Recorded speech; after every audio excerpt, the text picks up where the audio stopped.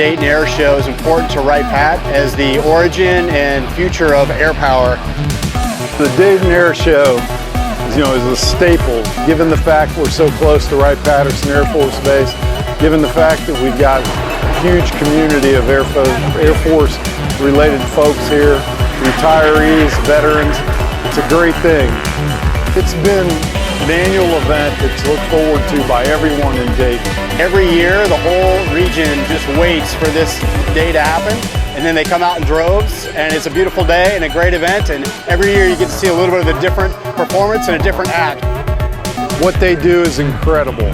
The Thunderbirds, every time you get a chance to see the Thunderbirds in action, you don't want to miss it.